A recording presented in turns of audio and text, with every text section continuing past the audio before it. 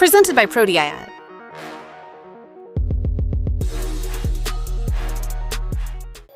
Assalamualaikum warahmatullahi wabarakatuh.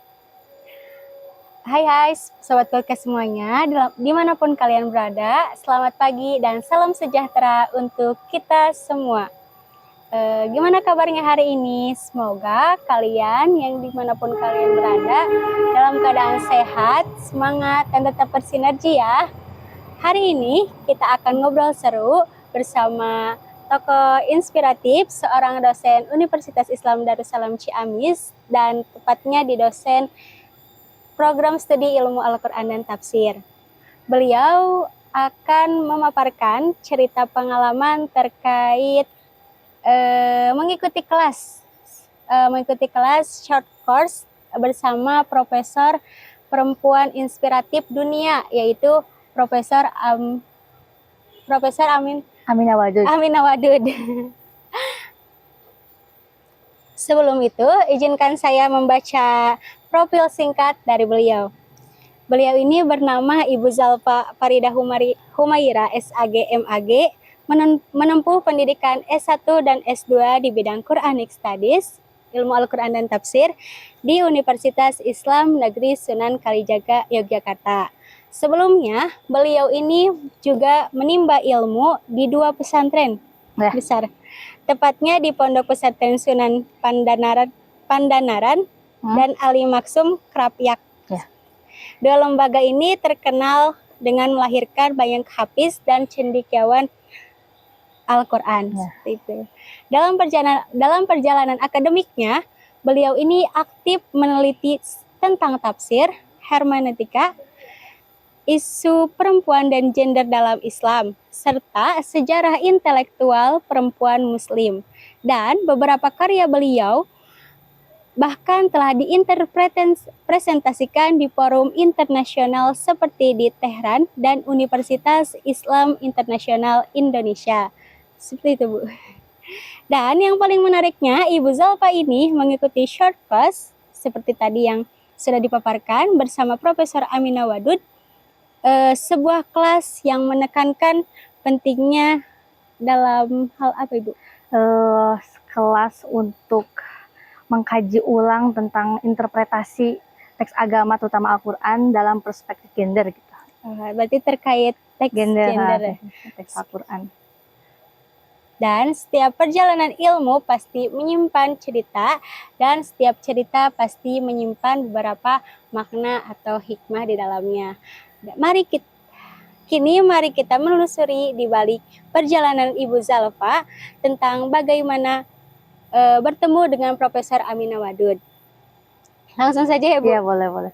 Ya, jadi bismillahirrahmanirrahim, saya ikut short course atau kelas pendek ini sekitar tahun 2022, tepatnya di bulan Oktober sampai, September sampai November, berarti sekitar 2 bulan ya. Adapun untuk masuk kelas ini tentu pertama harus daftar dulu ya. Dan alhamdulillah saya masuk ke dalam daftar mahasiswa yang bisa mengikuti kelas. Totalnya di situ saat itu ada sekitar 20 mahasiswa. Tapi karena saat itu memang jadwalnya bertepatan dengan kuliah, maka banyak sekali mahasiswa yang tidak bisa datang karena mereka bentrok dengan jadwal kuliah mereka yang asli gitu. Maka dari itu yang datang akhirnya awal-awal hanya 10 orang.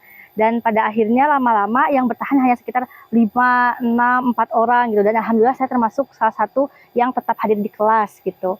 Nah, dalam pertemuan sekitar 7-10 ini banyak sekali ilmu yang saya dapat dari Ibu Aminah Wadud ya. Meskipun kalau di Indonesia beliau itu terkenal sebagai tokoh yang kontroversial gitu ya, karena beliau pernah mengimami sholat jamaah campur dan sebagainya. Tetapi yang saya lihat tentang beliau adalah bahwa Aminah Wadud merupakan seorang tokoh muslimah yang karyanya di 20 tahun lalu ya diterbitkannya menjadi embrio atau cikal bakal munculnya tulisan mengenai tafsir berkeadilan gender atau tafsir yang fokus kepada telaah isu-isu perempuan. Maka kalau misalkan Anda lihat ya buku-buku yang membahas tentang gender, Al-Quran, itu pasti tidak terlepas dari telaah atau tidak terlepas dari pemikiran Aminah Wadud sebagai suatu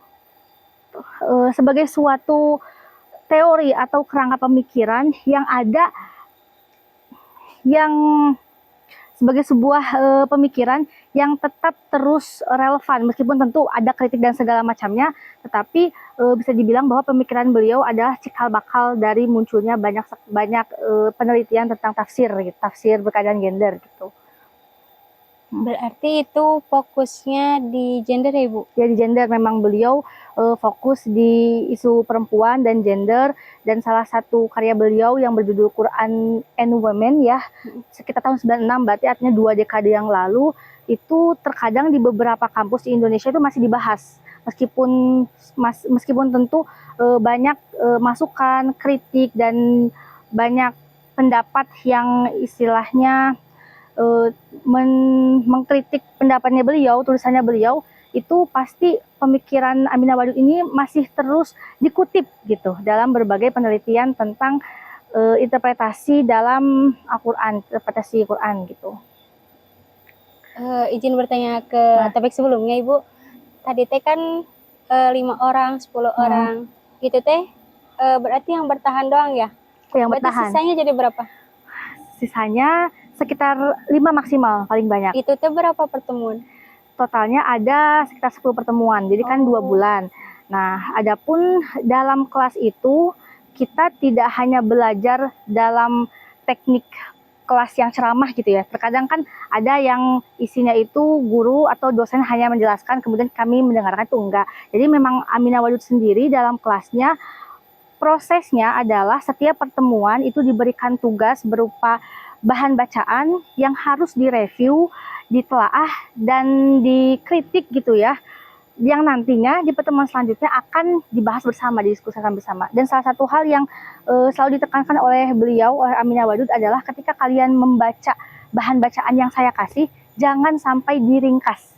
Saya tidak menyuruh Anda untuk merangkum, tapi saya menyuruh Anda untuk merefleksikan hasil bacaan Anda terhadap buku ini. Karena kan kalau merangkum itu istilahnya kita bisa di internet cari rangkumannya, tapi kalau refleksi bacaan kita kan sifatnya personal ya. Nah, itu yang ingin beliau tekankan dan ingin beliau ketahui dari kami gitu. Nah, adapun beberapa bahan bacaan ya yang beliau beri itu ada sekitar 7.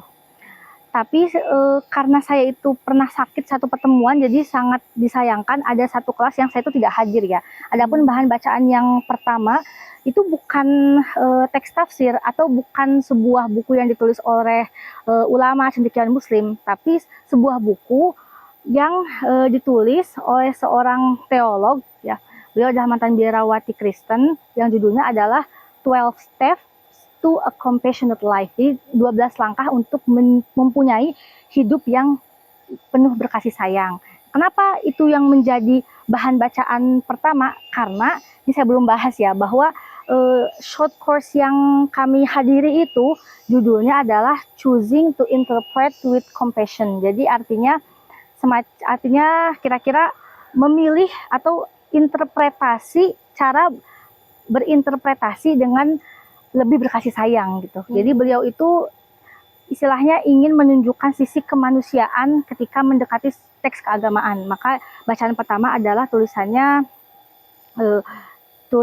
Karen Armstrong tentang cara-cara untuk mempunyai hidup yang lebih berkasih sayang gitu.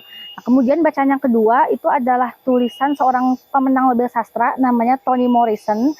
Ya, Toni Morrison ini adalah seorang tokoh kulit hitam pertama yang memenangkan penghargaan Nobel ya, penghargaan Nobel bidang sastra, yang mana dalam banyak karya fiksinya, novel, esai, puisi, beliau itu isinya banyak mengandung kritik terhadap hegemoni orang kulit putih, sehingga Toni Morrison dalam karyanya menggunakan ras sebagai pendekatan untuk melihat dinamika sastra yang meminggirkan kelompok lain, atau dalam hal ini adalah dominasi orang kulit putih terhadap orang kulit hitam ya. Nah, kemudian Aminah Wadud itu bilang bahwa ketika kalian membaca buku ini, yang saya ingin kalian pahami itu bukan soal rasnya, tetapi adalah soal bagaimana Toni Morrison ini menggunakan ras sebagai alat linguistik atau sebagai pendekatan untuk melihat dinamika sastra ketika melihat kelompok lain. Nah, makanya dalam konteks ini Aminah Wadud menggunakan gender dan seksualitas sebagai perangkat atau alat linguistik untuk mengidentifikasi dan mengenali pola interpretasi yang kerap meminggirkan atau melihat kelompok lain sebagai orang-orang bukan sebagai subjek gitu. Kalau dalam konteks taksir itu bisa kita tahu mungkin ya banyak sekali produk penafsiran yang tidak melibatkan pengalaman perempuan misalkan, atau tidak melibatkan bagaimana kesusahan kawan-kawan difabel misalkan. Nah itu maksud kenapa Aminah Wadud ingin kami memahami dan membaca tulisan Toni Morrison tentang kritiknya terhadap art linguistik. Oh ya, judulnya namanya Playing in the Dark. Nah terus kemudian buku yang ketiga itu adalah Ulumul Quran. Jadi baru pertemuan ketiga itu kami membahas buku tentang Ulumul Quran. Ditulis oleh namanya Ahmed van Donver. Tapi tentu karena waktunya hanya 1 minggu yang membaca, Aminah Wadud tidak menyuruh kami untuk membaca satu buku, tapi hanya beberapa chapter kayak introduction, terus bab 1, bab 4, dan bab 5. Tapi karena saya sedang sakit, jadi saya tidak hadir saat itu ya. Nah kemudian yang ketiga itu adalah bukunya Aminah Wadud sendiri. Mungkin kalau yang bidangnya gender dan Quran itu pasti tahu ya, judulnya ada Quran dan Perempuan, Quran and Women. Kemudian yang keempat itu reading listnya adalah bukunya beliau lagi, yang judulnya adalah Inside the Gender Jihad. Nah sebagai informasi, buku Inside the Gender Jihad itu ditulis sekitar tahun 2003, jadi sekitar mungkin 6 tahun atau 7 tahun setelah beliau menerbitkan magnum opus pertamanya. Itu beliau tulis setelah beliau mempunyai pengalaman praksis di bidang aktivisme perempuan. Jadi kan beliau itu orang Afrikan Amerika. Beliau tuh ke Malaysia untuk lebih mendalami isu-isu perempuan dengan terjun langsung ke bidang sosialnya. Jadi beliau itu ikut semacam komunitas bernama Sister in Islam dan Musawah di Malaysia. Nah, kemudian pemahaman beliau tentang isu-isu gender dalam perspektif atau interpretasi agama semakin lebih progresif lah bisa dibilang, dan makanya dalam buku itu beliau mulai atau lebih menajamkan pandangannya terhadap tentang paradigma tauhid gitu. Nah, kemudian untuk pertemuan yang keenam kami membaca bukunya Fakhruddin Abdul Qadir. Jadi uniknya Aminah Wadud sepertinya ingin menambahkan konteks keindonesiaan bagi kami mahasiswa Indonesia supaya lebih memahami lagi konstruksi tafsir gender yang relevan di Indonesia. Salah satunya adalah dengan membaca karya-karyanya Bapak Kiai Haji Fakhruddin Abdul Qadir. Ada 3 buku yang kami disuruh untuk membaca. Yang pertama bukunya Mubadalah ya. Kemudian yang kedua adalah buku Perempuan Bukan Sumber Fitnah. Kemudian yang ketiga adalah buku yang merupakan sebuah antologi ditulis oleh beberapa orang. Judulnya adalah Hadith and Gender Justice. Kemudian pertemuan selanjutnya itu kami diberi kesempatan untuk melakukan telekonferensi atau Zoom bersama Bapak Abdul Qadirnya langsung di situ. Jadi kita berdiskusi, membahas satu topik, dan masing-masing dari kita diberi kesempatan untuk bertanya langsung kepada beliau seputar bukunya atau seputar isu yang terkait dengan pembacaan Mubadalah. Kemudian yang terakhir itu adalah buku, kita disuruh membaca tulisan Sa'diyah Sheikh dalam buku yang berjudul Men in Charge. Judulnya adalah Islamic Law, Sufism, and Gender, The Rethinking of Key Terms and the Debate. Jadi itu membahas buku itu atau tulisan Sa'diyah Sheikh itu ingin berusaha menggunakan pemikiran Sufismenya Ibnu Arabi sebagai sebuah konsep untuk membangun yang namanya gender inklusif ketika mendekati sebuah teks agama, ketika membaca tafsir atau memproduksi sebuah penafsiran gitu. Kira-kira itu reading list bacaan kami, materi yang kami dapat selama ada di kelasnya Bu Aminah Wadud gitu. Berarti itu teh Bu kayak 1 minggu 1 pertemuan? Ya, 1 minggu 1 pertemuan di hari Jumat kalau tidak salah. Dan pasti kayak PR-nya tuh dikasih buku. Udah ada PDF-nya, dikasih bahan bacaan, kita disuruh untuk mereview bacaan itu. Berarti di minggu depannya ya baru dibahas lagi. Diskusi lagi. Nah, kemudian juga selain itu kita tidak hanya sebatas membahas, berdiskusi, berdialog. Bu Aminah juga di pertemuan, kalau tidak salah pertemuan kelima atau ya, pernah menghadirkan seorang jurnalis yang pernah mendapatkan penghargaan, dan mohon maaf saya itu agak lupa namanya ya. Beliau kalau tidak salah orang Amerika dan kenal dengan Bu Aminah Wadud, merupakan jurnalis yang aktif juga meliput masalah-masalah sosial lah. Nah, kemudian Bu Aminah mengundang jurnalis tersebut untuk bisa hadir dan terlibat dalam pengajaran di kelas. Jadi ada diskusi bersama Bapak Fakihudin, ada dialog juga bersama seorang jurnalis. Jadi menurut saya itu adalah kelas pendek tapi kayak ilmu gitu. Bermakna Pada ya di sangat dalamnya. bermakna, iya. Oh, berarti bukan hanya yang hadir itu bukan hanya Profesor Aminah Wadud ya? Berarti Iya, sehari-hari intinya beliau selalu hadir, cuman beberapa kali ada tokoh lain yang beliau hadirkan gitu. mendampingi mungkin ya. Yang mendampingi ya. Terus terkait kan itu 10 pertemuan, berarti 10 minggu ya? Ya, sebelum minggu sekitar itu. 10 minggu berarti sekitar 3 bulan ya, Bu? Dua bulan. 2 bulan.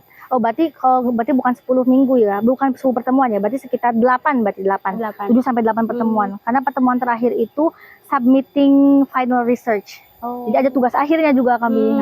Gitu. Goalsnya berarti ya, tujuannya. Kita ada disuruh menulis sebuah artikel gitu. Berarti dari 8 pertemuan itu dijadikan enggak, bukan. Itu tidak mesti dari yang sudah kita pelajari. Pokoknya kita punya suatu isu yang menjadi perhatian kita bahas di situ gitu. Tapi bisa lebih baik dengan menggunakan pendekatan yang sudah kita pelajari sebelumnya dengan bimbingan Bu Aminah Wadud gitu.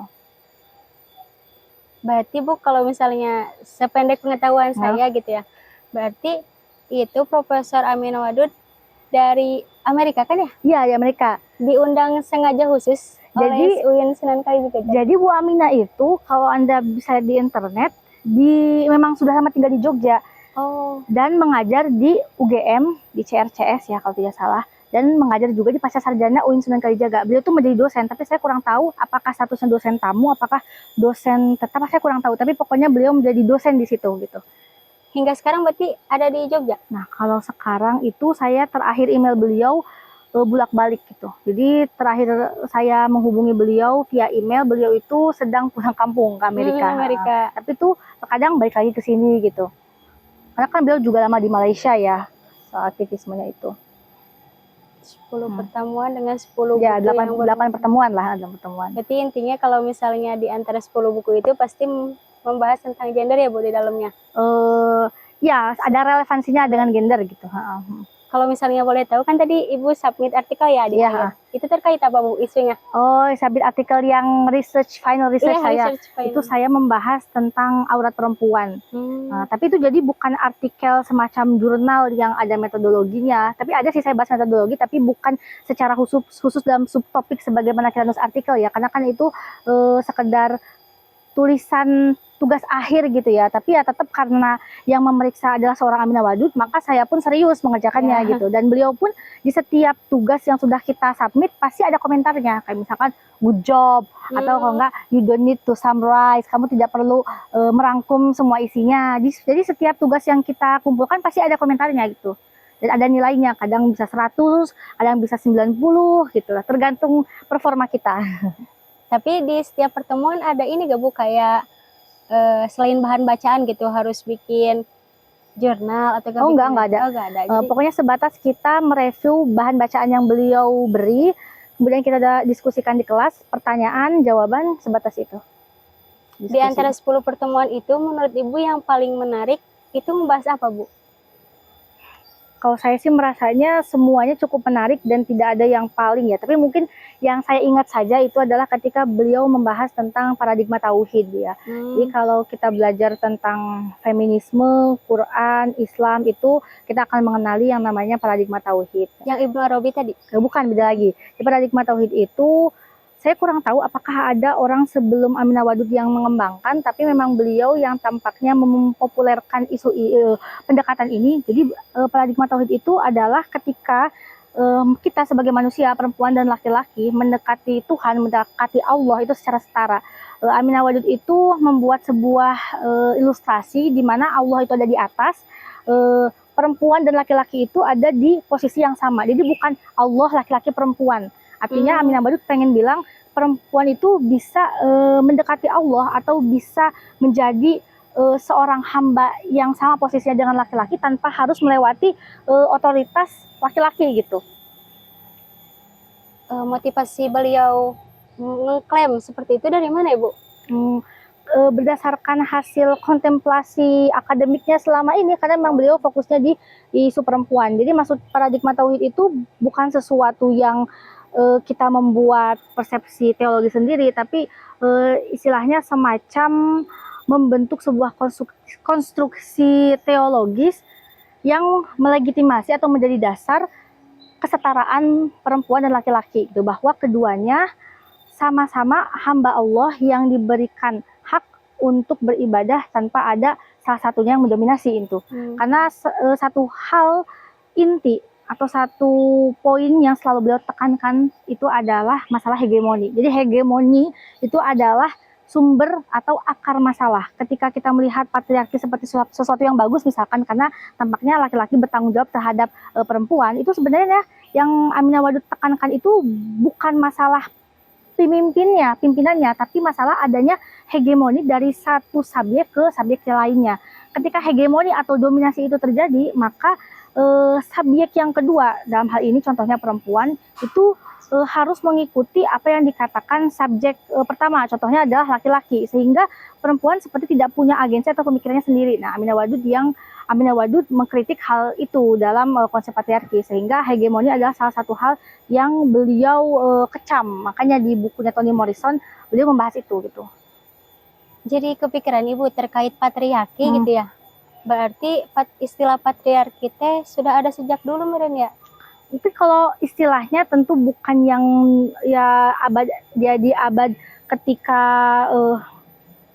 kesetaraan atau pemikiran tentang perhatian atas kesetaraan itu muncul ya. Tapi kalau patriarki sebagai sebuah kenyataan itu memang sudah ada dari dulu. Nah, akan tetapi patriarki itu sebenarnya bukan sebuah sunatullah. Artinya patriarki bukan sebuah hal yang natural. Karena kalau kita melihat patriarki sebagai sebuah relasi antara perempuan dan laki-laki di mana ada salah satu yang mendominasi, itu dalam banyak komunitas sosial masih ada kelompok yang tidak membebankan atau tidak melihat laki-laki sebagai pemegang tanggung jawab gitu. Contohnya adalah kelompok masyarakat yang masih hidup dengan cara nomaden misalkan, atau kelompok masyarakat sebelum terjadinya agrikultur misalkan. Jadi patriarki itu sebenarnya bukan sesuatu hal yang natural gitu. Berarti istilah patriarki tersendiri dulunya mah namanya bukan patriarki berarti ya? Mungkin orang baru memahami patriarki itu ketika perhatian tentang kesetaraan itu muncul sih, seperti misalkan di feminisme gelombang pertama gitu. Tapi sebagaimana gender, itu sebenarnya kata gender pun tidak muncul ketika feminisme baru ada gitu. Sebelumnya juga sudah ada istilah gender, misalkan dalam beberapa teks sastra yang muncul sebelum feminisme gelombang 1 ada gitu. Berarti lebih kalau istilahnya mah konstruksi munculnya awal-awal abad-abad sekarang mungkin ya istilah patriarki. Nggak abad sekarang juga sih, dari abad 18 itu juga sudah ada gitu. Kalau saya tidak salah ya, I'm not mistaken. Gitu.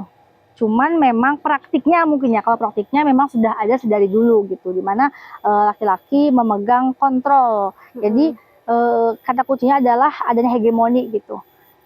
Ternyata isu terkait gender luas banget ya, sampai kayak disinkronkan dengan teologi, dengan tauhid yang tadi ya. Nah, hal-hal yang lainnya terkait artikel itu, tapi masuk ke nilai Bu, nilai tugas atau enggak, atau di luar itu? Dia masuk ke nilai tugas.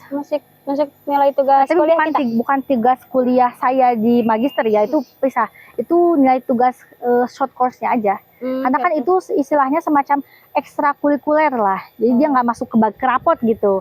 Tapi dia menjadi nilai plus bagi kita dan tambahan CV juga kan. Iya benar. Berarti satu minggu itu di hari apa Bu? Kalau nggak salah hari Jumat ya. Karena memang hari Jumat itu hari dimana biasanya orang-orang S2 kan biasanya ikut tuh S2 ya, S3 itu nggak ada kuliah. Tapi ternyata nyatanya banyak yang tidak bisa masuk karena bentrok dengan kuliah gitu. Jadi waktu itu yang diterima tuh bukan dari UIN aja, ada dari UGM, ada Oh, dari itu universitas tuh. lain.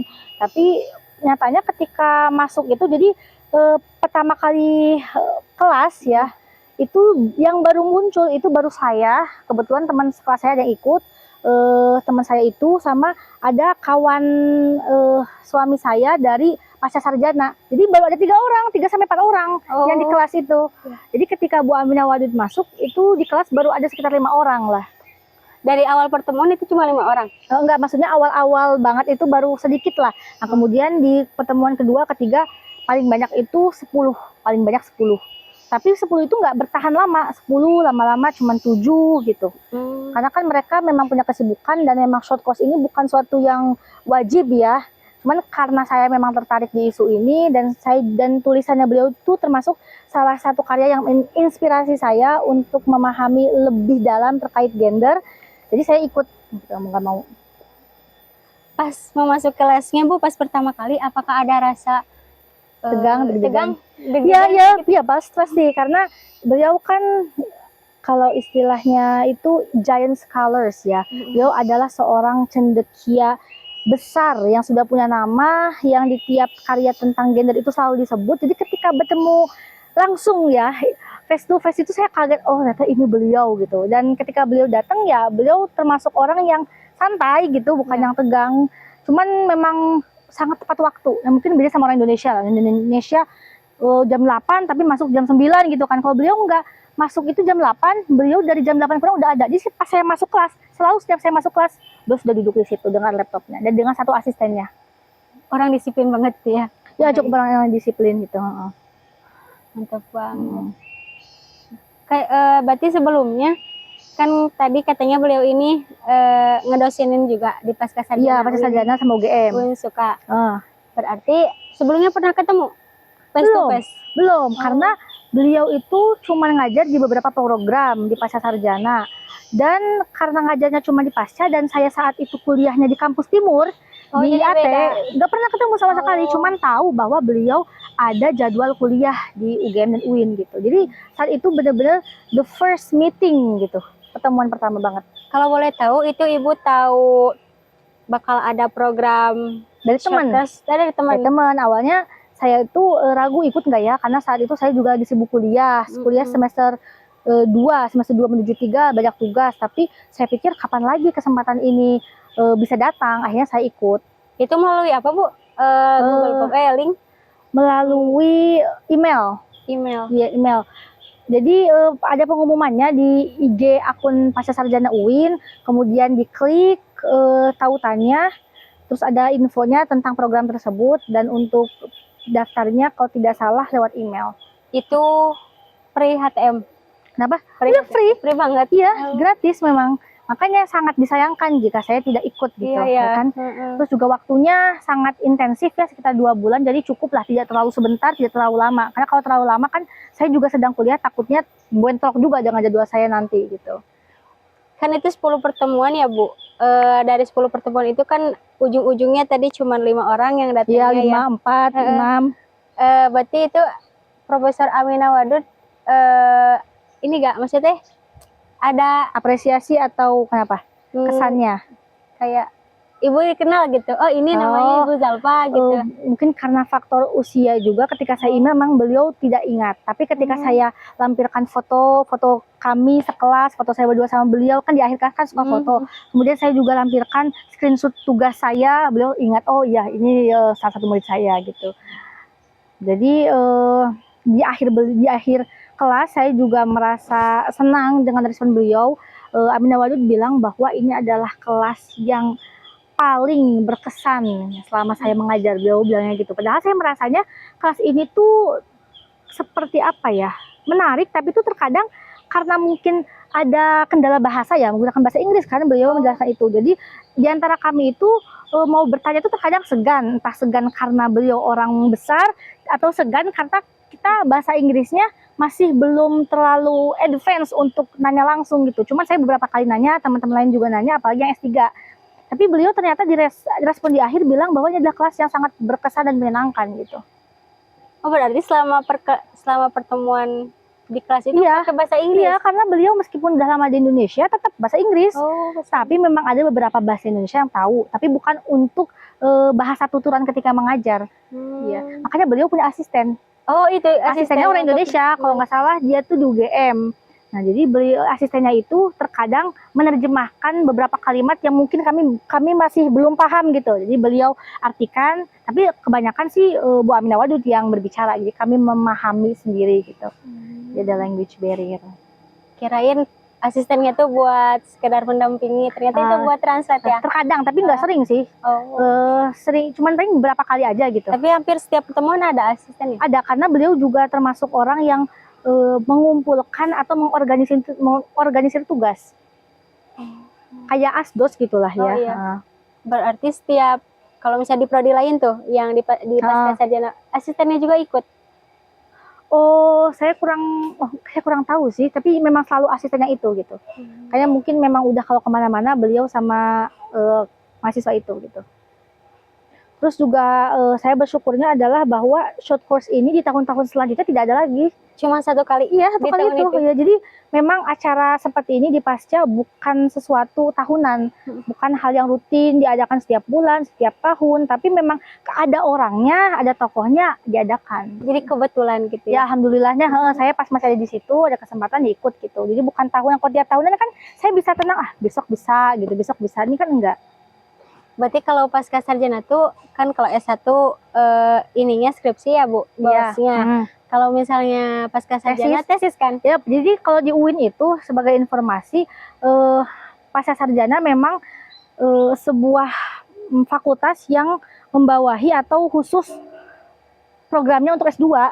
Tapi di setiap fakultas UIN pun memang ada S2-nya. Cuman pasca sarjana juga punya gedung sendiri khusus gitu. Kalau boleh tahu tesis Ibu apakah ada collab-nya sama ini gak Aminah Wadud? Kalau collab sih enggak, karena jarak antara saya ikut kelas dengan tesis itu sekitar 1 tahun lebih ya. Jadi sudah tidak berkomunikasi lagi kami. Tapi ya terpakailah pendekatan yang beliau sampaikan gitu. Tapi memang tesis saya sendiri ada kaitannya dengan gender meskipun tidak membahas gender kesetaraan secara langsung gitu. Saya waktu itu fokusnya ke sejarah intelektual perempuan muslim abad pertama Hijriyah. Oh iya Ibu, terkait Aminah Wadud sendiri kan tadi seorang perempuan dunia, seorang peneliti terkait gender.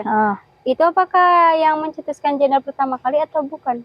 Oh, maksudnya dalam Islam gitu? Iya. Tentunya bukan ya. Makanya beliau itu kan punya pemikiran seperti itu karena proses pengetahuan akademiknya